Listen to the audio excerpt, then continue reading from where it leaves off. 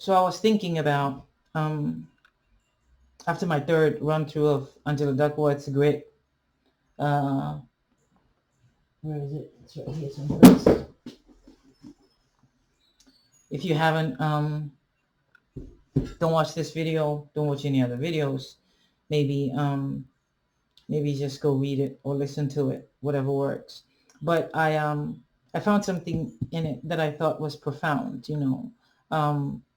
Why people are poor. Of course, she is tackling in the book why some children succeed and why some children fail, and like everybody else, she needs to find a target that she can hit. And so she says that my target is going to be this quality of the human spirit called grit. And this quality is such that where it is present, people strive, right? There's a Greek word, konatus, right? It means to strive, to wrestle with something. And so that's not from Duckworth, but it's a similar idea. If Angela Duckworth were Paul Tillich and writing about courage, that is what he would have called grit, right? Is striving, right? Konatus. So I got me to thinking, because I've always been fascinated by poverty, in part because when I was growing up, I always wondered why me and my family were not as rich as the neighbor's kids, or whoever else that I could compare myself to. Now, of course, in hindsight, you find out that you were fortunate, that you had a lot of things going for you. You got an education, all of that. But anyway, the purpose for which I started down this track was that the reason I thought I had finally kind of like caught it, after wrestling with it for so long, that why are people poor? Now, superficially, right, the economists, they say, like you read Thomas Sowell or any of these people, they say that these people, they're lazy. They don't work, it's not genius work, right? Here are all these people who need goods and services, and you pick any one of the goods and services and you provide it and you get paid. That's just how wealth works. It's not, like I said, it's not genius work. People need child care. You show up and you're not a drug addict and you're clean and you look presentable and you say, here, I'll take care of your kids for 3 hours. And they say, here's $15 an hour or whatever, right? Or people need to travel from city to city. And so you say, hey, I'm going to go to piloting school. And then you complete piloting school, and then you come out and you're a pilot, and then you create value, right? And so if you are poor, the reason you're poor, based off of what our senses can see, is that you don't create anything of value. None of the skills that you have learned in your life are such that a person is willing to pay money for them. People pay money to rap stars, right? That's art, that's beauty, and life. Life is sustained on beauty, right? Like you think life is sustained by food, but it's not. I digress, but life is sustained by beauty. And how do we know this? We know this because if you take a salad and then you eat it, and the salad had like mangoes in it and lettuce in it and kale in it and all these wonderful, and blueberries and all this stuff, right? It goes into you filled with color, and it comes out depleted of color, because your body lives on light, right? And color is light. That's why white light is all the colors condensed. And so you split all the colors up, you consume it, your cells take up all those colors, it unites them, recreates the energy of the sun inside of your body,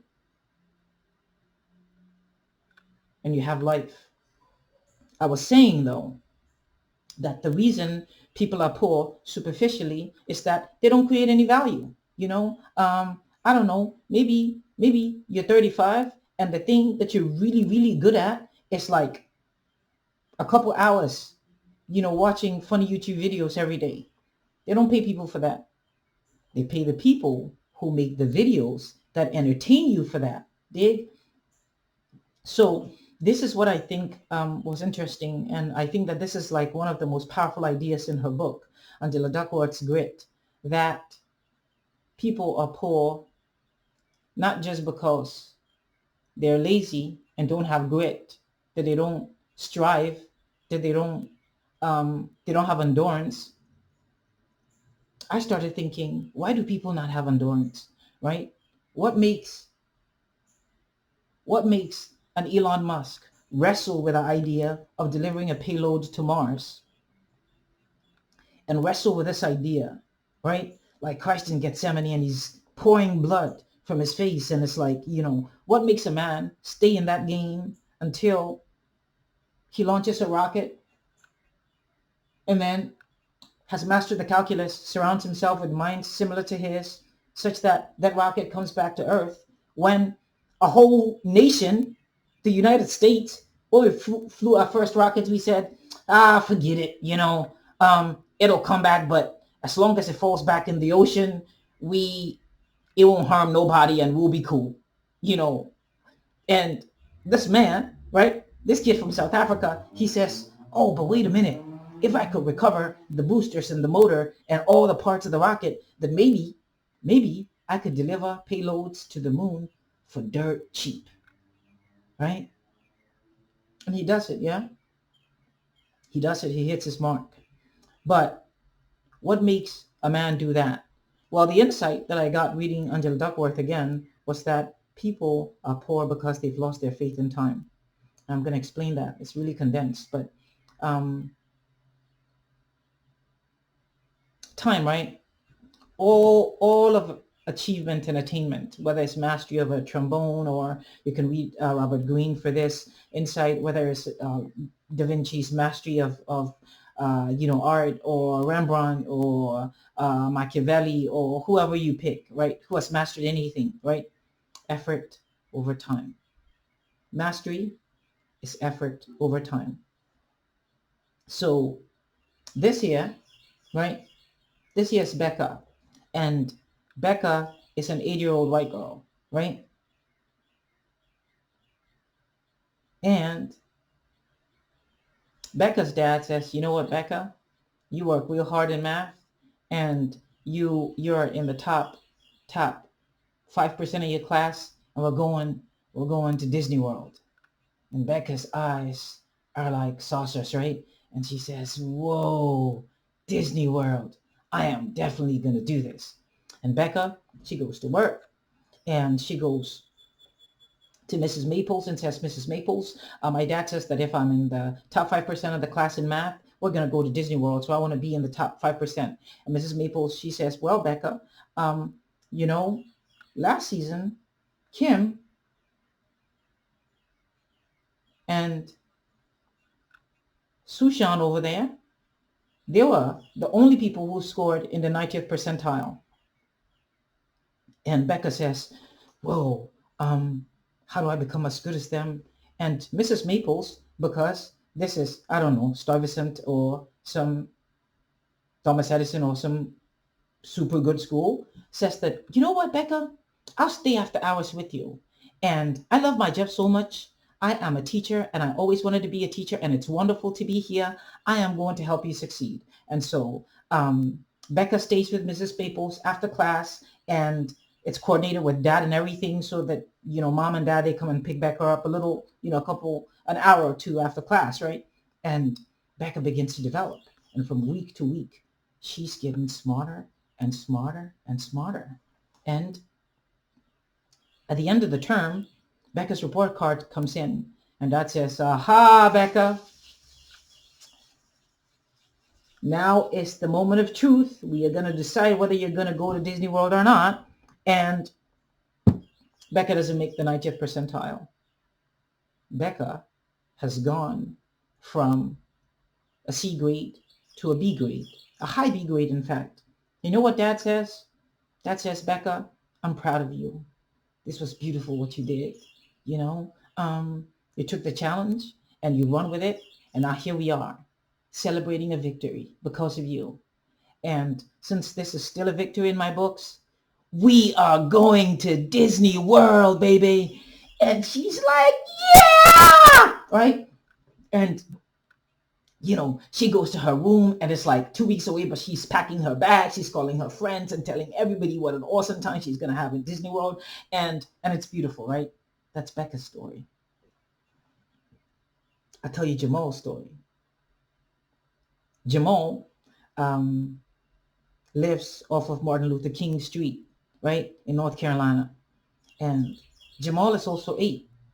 And Jamal's school was almost closed last year for underperforming, but the state sent some inspectors in, and after they located the teachers, because a couple of them don't show up to the school, uh, they kind of rebooted it and they're having a go at it. And Jamal's dad, right?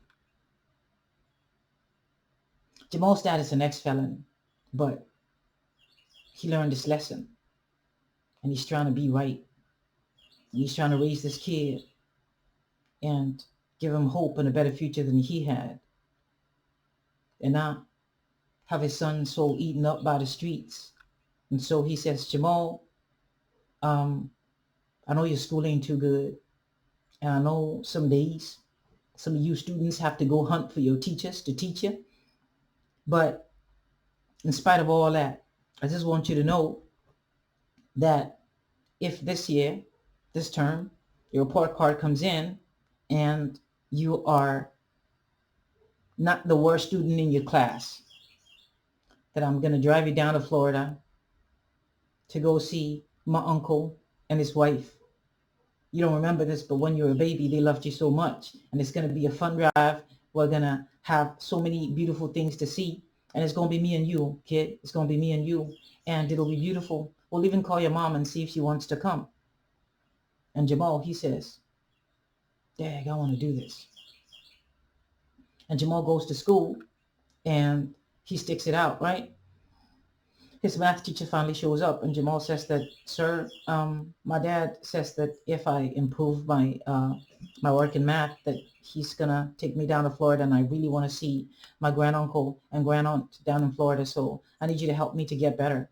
And the teacher says that, well, just do your exercises. And I told you to do your exercises. You do your exercises, you get good. What else you want? Do your damn exercises. I mean, do your exercises, kid. That's how you get good. Okay. And Jamal says, can I get like extra problems to practice at home? And she says, I ain't paid to do that. I ain't here to do all that. No. You get the same problems everybody gets, and you do the best you can, kid. You do the best you can. But Jamal, he says that I'm gonna stick it out. And so he shows up, right? First week every day, just completing all of his papers and submitting them on time. And during break, you see him kind of like sitting in the class and paying attention to the problems that he got wrong and trying to shape them together. And then come the first week after this whole promise and transaction, and after he begins to build this effort, Jamal comes home and there's a lock on the gate. And the neighbor comes in and says, your dad just went down to go get something, but he said to tell you to wait here by the door. And dad comes back and says, well, Jamal,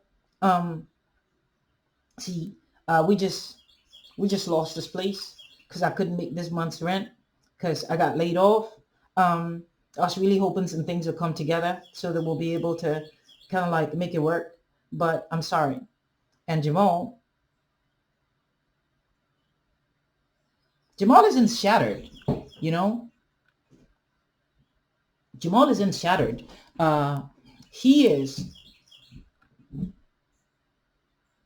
He thinks he's gonna do this still, right? And so he says, Dad, what do we do now? And Dad says, well, you're gonna have to go down and live with my sister, her husband, and their kids. They've got 6, but they said they were gonna take you, and until I can get back on my feet. Until I can get back on my feet.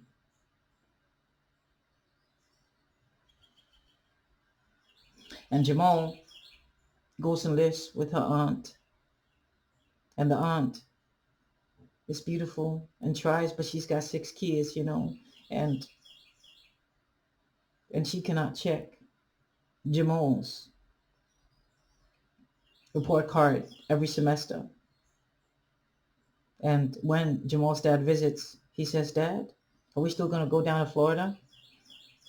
And he says, "Listen, old man, sometimes life hits you with something that you can't control." And he talks to Jamal like he's talking to one of his cellies in jail. And Jamal, he don't get it. All he knows is that Dad made a promise and Dad failed on the promise.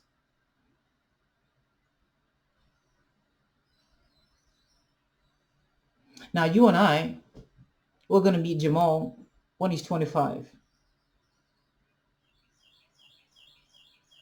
He's not hooked on drugs, but he's homeless.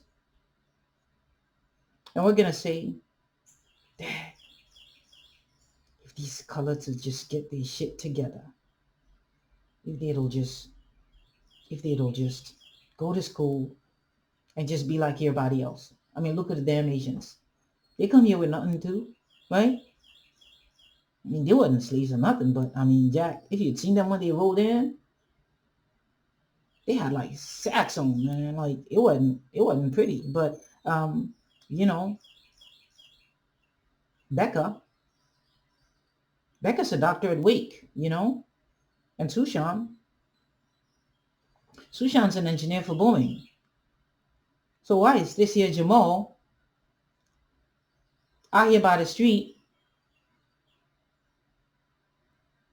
panhandling? Because what happened to my friends when Jamal's promise failed to come through was that Jamal did not lose faith in his father. He lost faith in time. Jamal lost faith in time. And since growth is effort over time, if your faith in time is zero, you have an equation where you're dividing anything by zero. The mathematicians in Cambridge and MIT, they still don't know what the heck is going on with that equation. Like, wait, so you have 10 things, right? And you divide them into zero.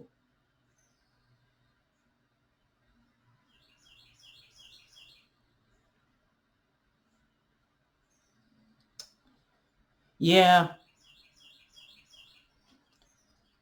that's philosophy. It's not math.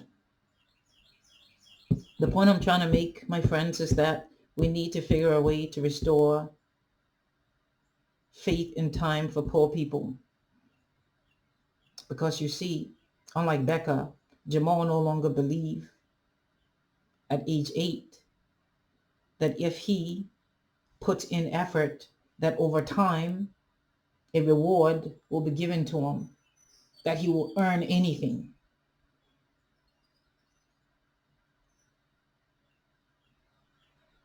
Because when you've lost faith in time, my friends, you haven't just lost faith. You've lost yourself. Because everything dwells in time. Only divinity dwells in timelessness.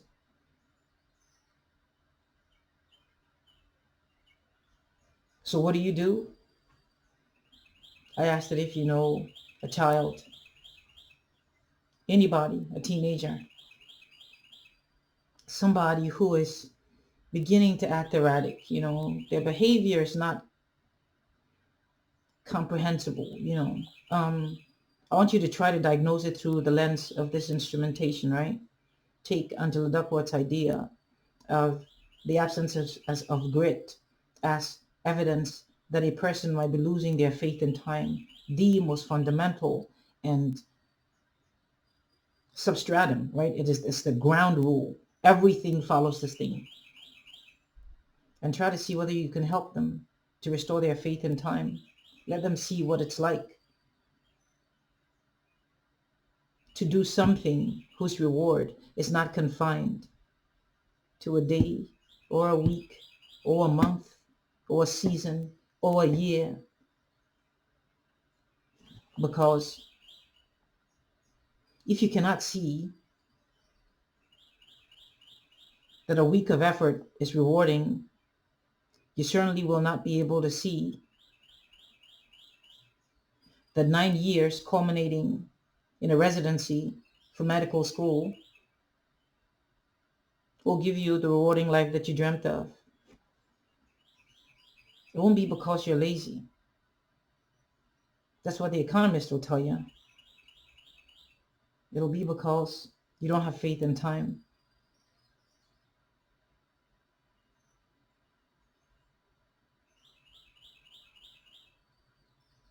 And what will we do with salt when it loses its saltiness, when it's fit for nothing but to be thrown out and trampled underfoot? And so we trample Jamal underfoot because, like salt that's lost its saltiness, it is worth to us nothing.